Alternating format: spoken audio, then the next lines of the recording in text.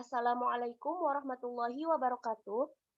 Perkenalkan, nama saya Febriani Rahmawati dengan NIM 1800279 dari Departemen Pendidikan Masyarakat Universitas Pendidikan Indonesia. Dalam kesempatan kali ini, saya akan memaparkan hasil penelitian dengan judul Pengaruh Latar Belakang Pendidikan Orang Tua terhadap Partisipasinya dalam Mendampingi Anak Selama PJJ.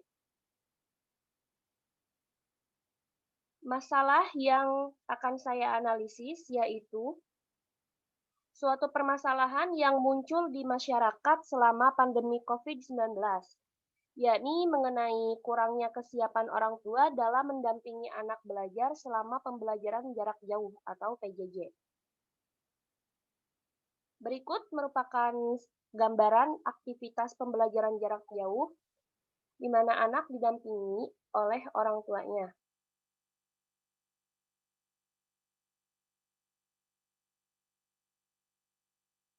Berdasarkan permasalahan yang sudah disampaikan sebelumnya, munculnya masalah tersebut dipengaruhi oleh berbagai faktor. Salah satunya karena latar belakang pendidikan orang tua.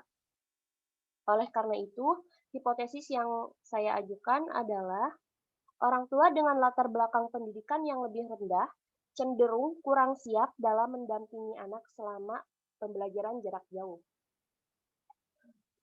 Hipotesis tersebut dapat diterjemahkan ke dalam hipotesis statistik, yaitu H0 sama dengan Rho kurang dari sama dengan 0, dan H1 yaitu Rho lebih dari 0.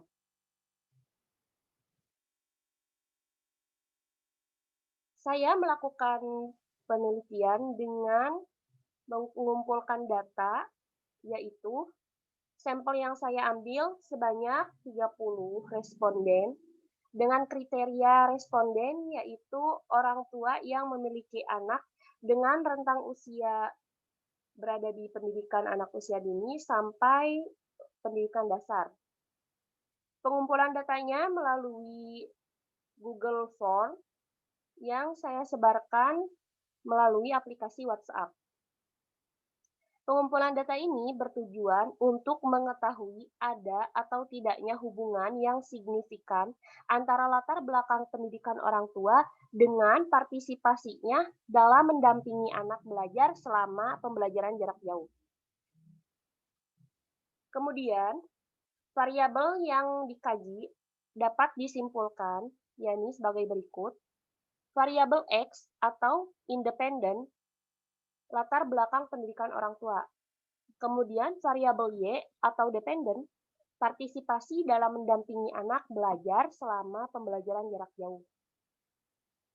Variabel X yang saya analisis memiliki skala penilaian 1 sampai dengan 5, di mana 1 sama dengan SD atau sederajat, 2 sama dengan SMP atau sederajat, 3 sama dengan SMA atau sederajat, dan 4 sama dengan lulusan perguruan tinggi yang meliputi D1, D2, D3, D4, S1, S2, maupun S3.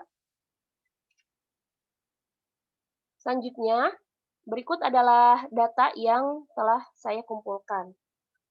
Ada 30 responden atau 30 sampel, di mana seperti yang tadi saya katakan, skala yang di variabel X itu 1 sampai 5.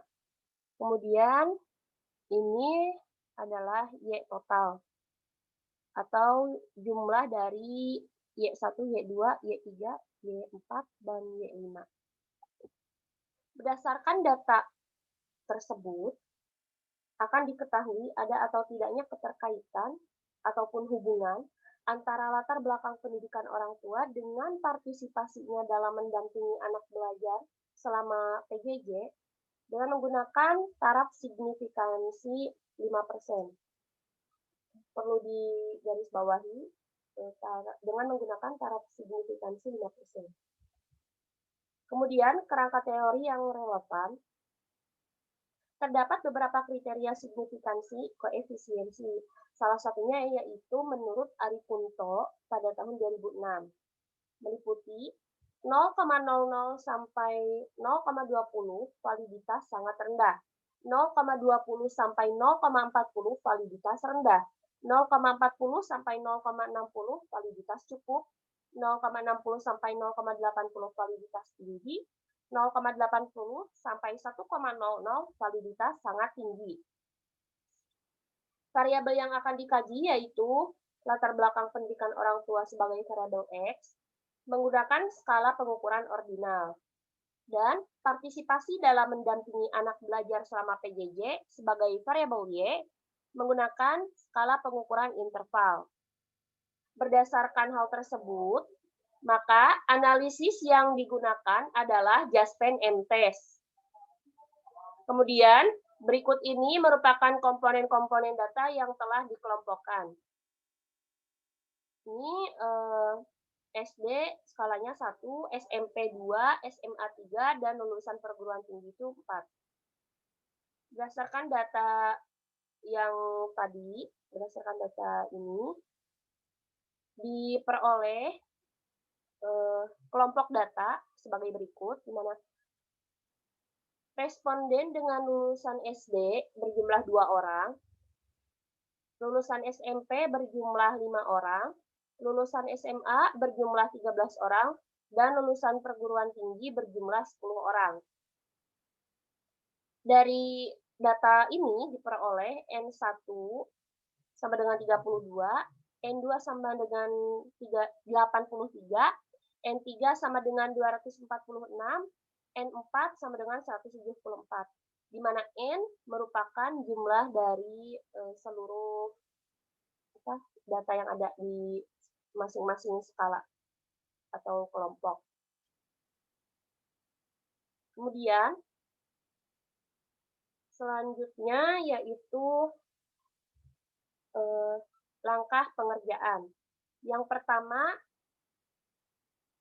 yaitu dengan statistik uji. Statistik uji yang digunakan adalah uji Jaspen. Dengan M adalah korelasi Jaspen yang nantinya akan dicari dengan menggunakan rumus M sama dengan sigma dari Y bar N dikali O B min OA, kemudian dibagi SY dikali sigma, hasil dari O B min OA dipangkatkan 2, dikuadratkan, dibagi dengan P, di mana SY ini merupakan simpangan.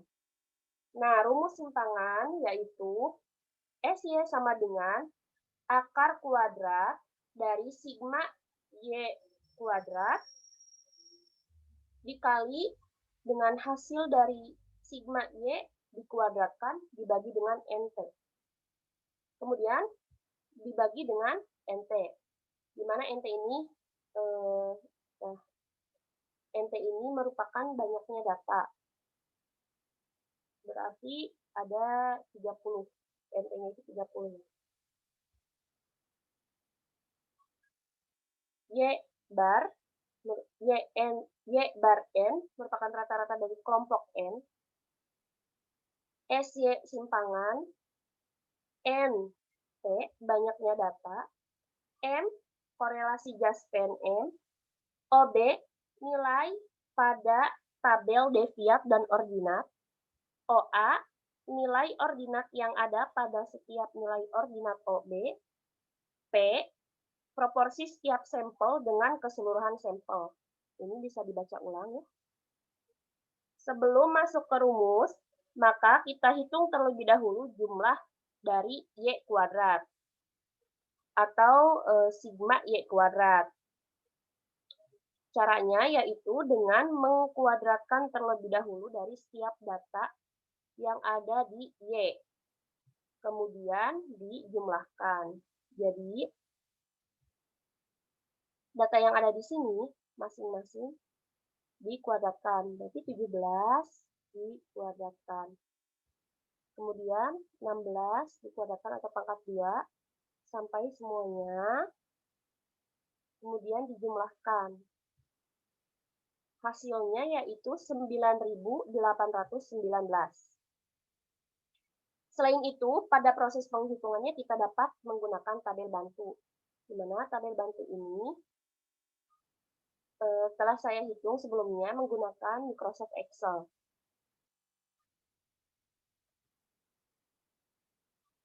Y bar diperoleh dari rata-rata nilai ini. Jadi rata-rata dari 12 dan 20 yaitu 16.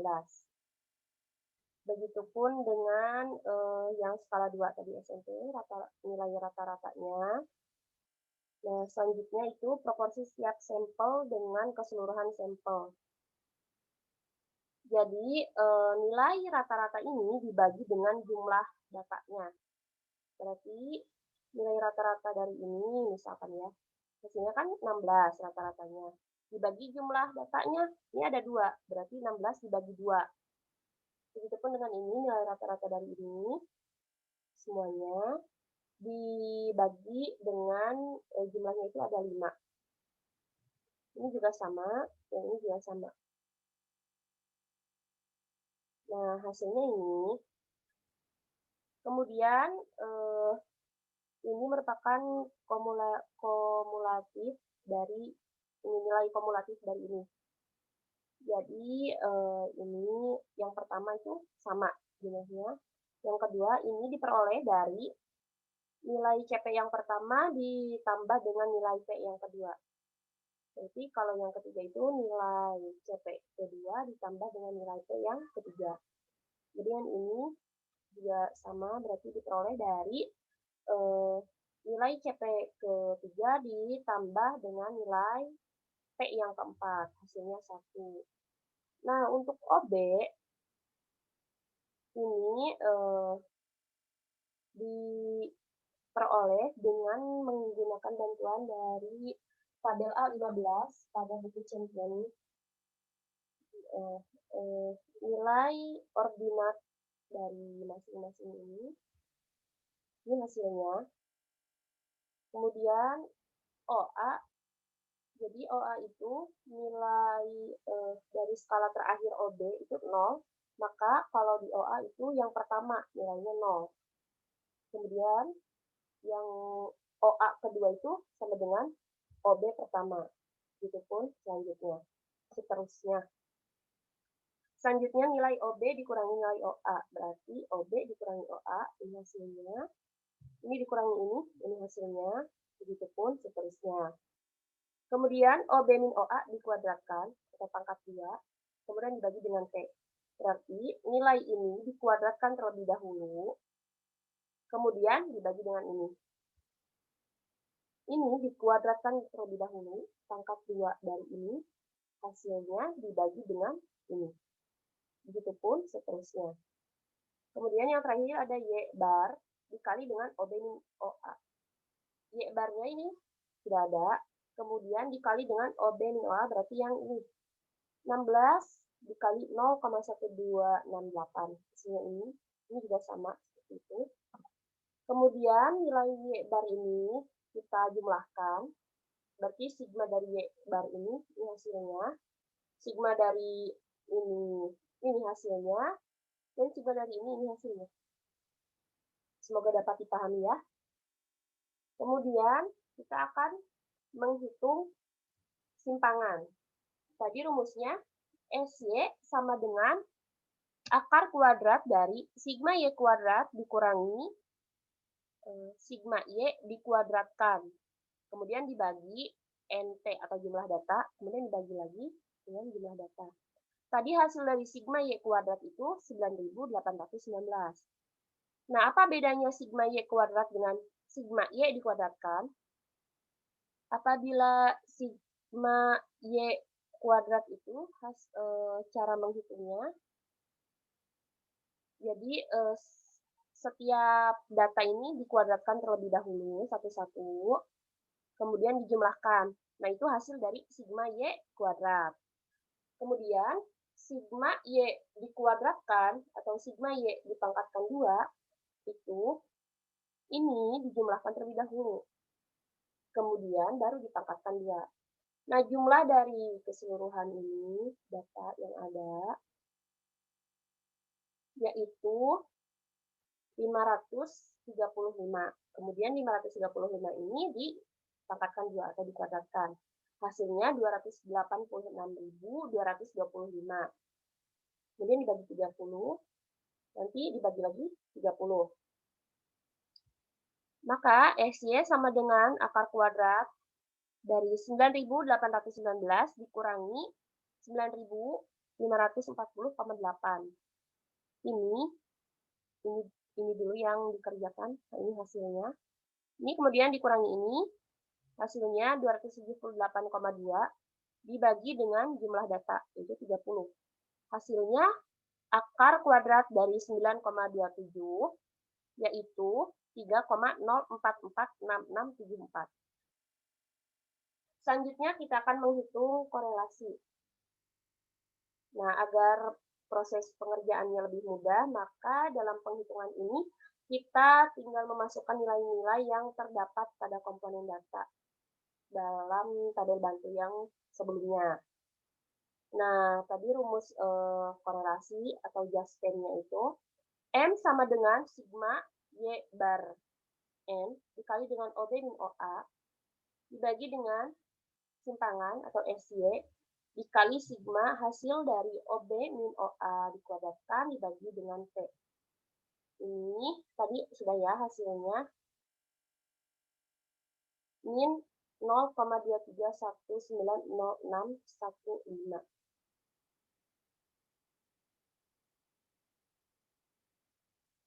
Selanjutnya, simpangan dikali dengan yang tadi, hasilnya itu min 0,0898777714. Ini dari sini kan sigma dari sini.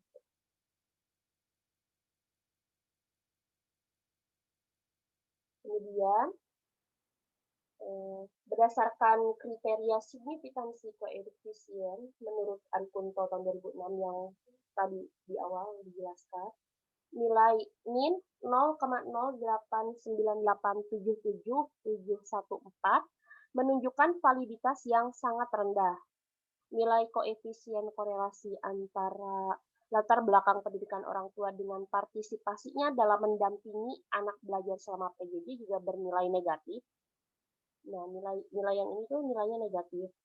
Sehingga hubungan yang terjadi antara latar belakang pendidikan orang tua dengan partisipasinya dalam mendampingi anak belajar selama PJJ, yakni berbanding terbalik. Nah, arti dari berbanding terbalik ini yaitu latar belakang pendidikan orang tua tidak mempengaruhi kesiapan dari orang tua tersebut untuk berpartisipasi dalam mendampingi anaknya belajar selama PJJ. Begitupun sebaliknya. Meskipun secara umum yang kita ketahui, tinggi rendahnya tingkat pendidikan orang tua akan mempengaruhi keterampilan serta pengetahuannya. Namun pada realitanya, kesiapan orang tua itu bergantung pada kepedulian orang tua tersebut kepada anaknya.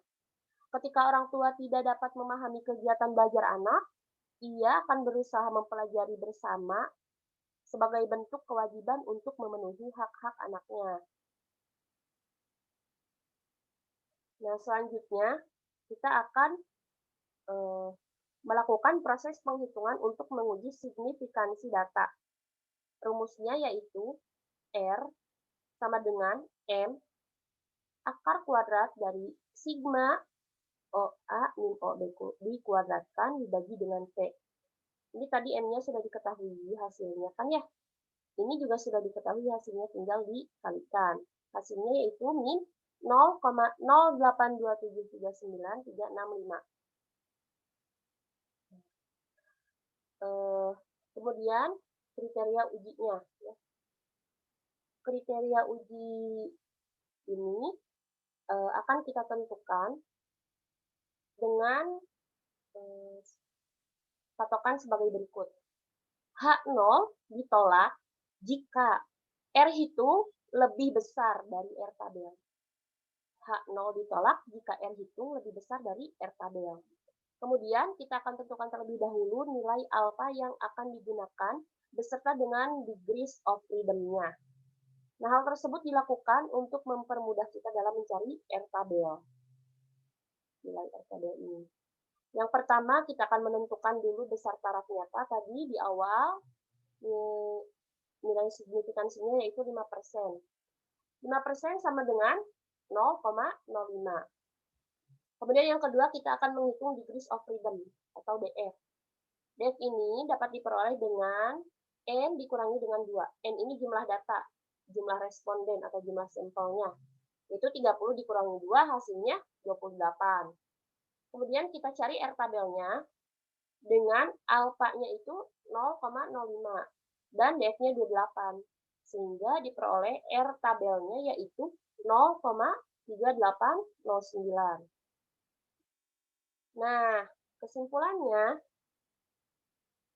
berdasarkan hasil perhitungan yang telah dilakukan tadi, dapat diketahui bahwa nilai R hitung pada penelitian kali ini, R hitungnya lebih kecil dari R tabel, yaitu tadi R hitungnya min 0,082739365, kemudian R tabelnya 0,3809.